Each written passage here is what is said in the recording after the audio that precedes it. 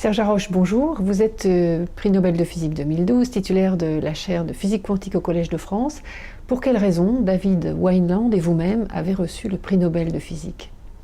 Alors, le Nobel a récompensé ses travaux sur la manipulation des systèmes quantiques isolés, la capacité qu'on a eue d'isoler donc des systèmes quantiques et de les observer et les manipuler sans les détruire.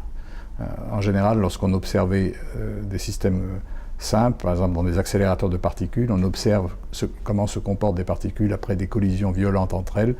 Eh bien, les particules sont détruites par le processus même d'observation. Lorsque des photons arrivent dans votre œil et sont détectés, c'est l'acte de voir, ces photons sont détruits. Nous avons mis au point donc des méthodes non destructives, douces d'observation des particules. Et mon collègue David Wineland, qui partage ce prix Nobel avec moi, fait des études qui sont complémentaires des nôtres. Lui, il piège les atomes, alors que nous piégeons des photons. Lui, il se sert de photons pour observer ces atomes, et nous faisons le contraire, nous nous servons d'atomes pour observer les photons. Mais je dois dire que dans les deux cas, nous travaillons dans une équipe. Moi, je travaille avec donc, les collègues dont j'ai parlé tout à l'heure. Lui, il a également un certain nombre de collaborateurs avec lesquels il travaille depuis très longtemps.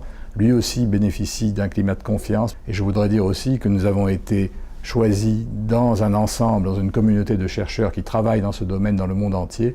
On a eu la chance d'être désignés parce qu'il s'est trouvé que pour toutes sortes de circonstances, ils ont pensé que c'était nous qui devions cette année représenter ce domaine, mais il y a beaucoup d'autres groupes qui travaillent dans le monde et font des expériences absolument remarquables du même ordre. Et je pense que ce prix a été reconnu par l'ensemble de la communauté comme une reconnaissance de ce type de travail, ce qu'on appelle l'information quantique au sens large, ou l'optique quantique, qui a été donc reconnue par ce prix cette année.